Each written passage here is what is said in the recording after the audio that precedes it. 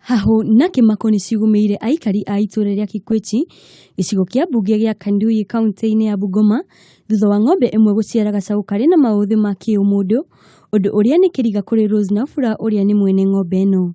Tangu hii ng'ombe ninunue yaanze kusaa sijawahi kuona hapo michisa hii.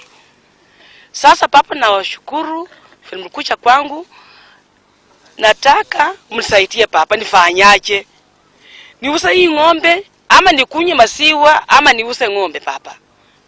Mnisaidie. Juma Pilasho uria ni muru wa nyina na Rose ni augete ni mugiro ng'ombe no guthi na mbere na guikara mucini ucio.